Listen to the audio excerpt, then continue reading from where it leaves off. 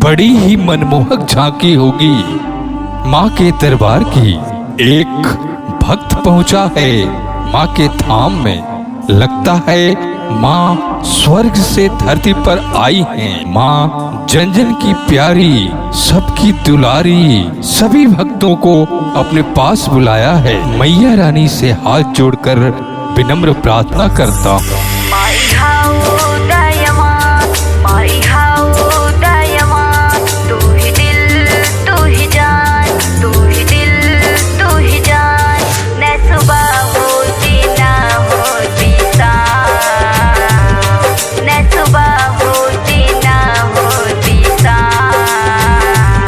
माई हाउ दयावान,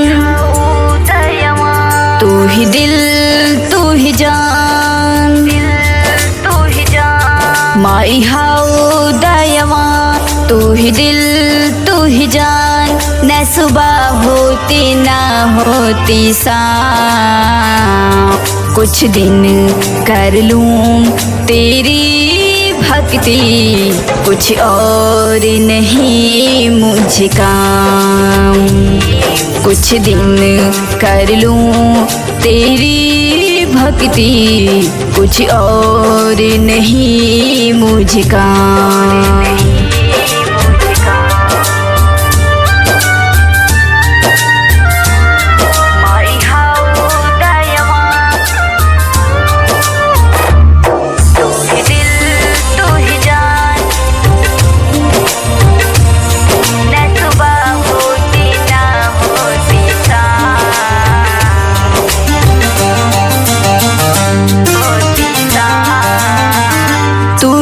दर्पण है तुझे सब अर्पण है, आज जगराते में माँ तू मुझे दर्शन दे।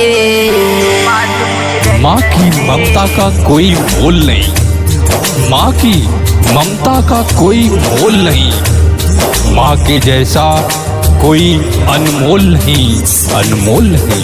तू ही माँ दर्पण है तुझे सब अर्पण है, आज जगराते में माँ तू मुझे दर्शन दे।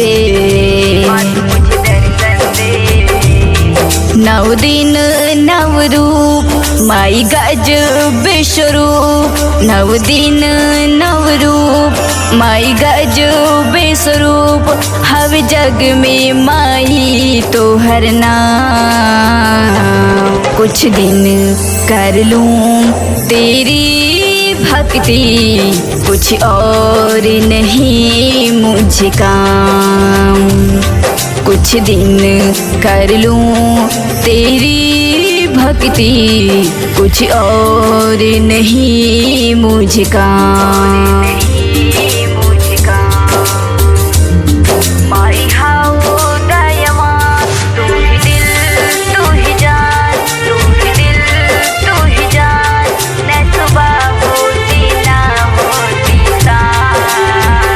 तू ही कुसुमंडा है, तू ही चंद घंटा है, तू ही ब्रह्मचारिणी माँ, तू ही शैलपुत्री है। माँ लक्ष्मी का हाथ हो, सरस्वती का साथ हो, गणेश का निवास हो, और माँ दुर्गे के आशीर्वाद से आपके जीवन में प्रकाश ही प्रकाश हो। तू ही स्कंद माता, तू ही कात्यायनी है, तू ही है काल रात्रि, तू ही माँ गौरी है।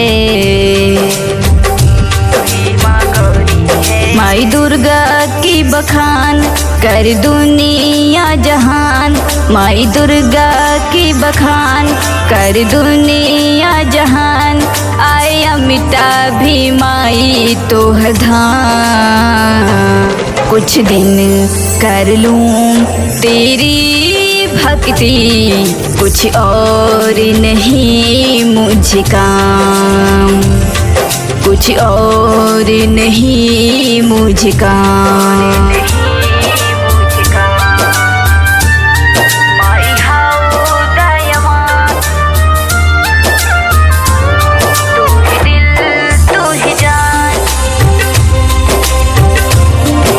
सुबह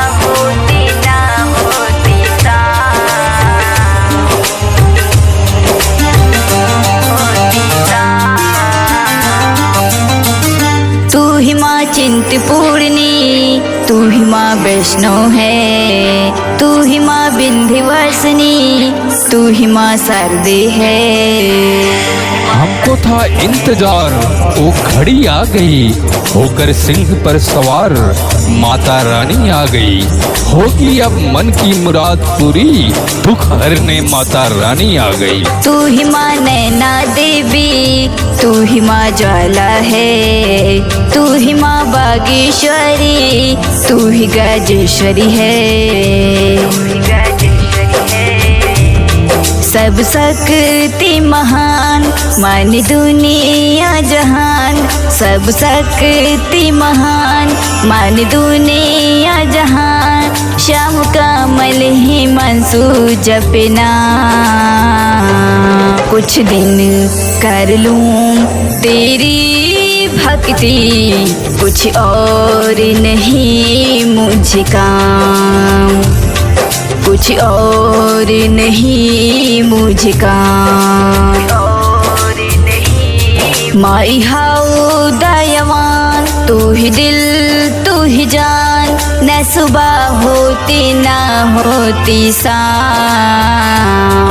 कुछ दिन कर लूं तेरी भक्ति, कुछ और नहीं मुझे काम, कुछ दिन कर लूं तेरी भक्ति, कुछ और नहीं मुझे काम।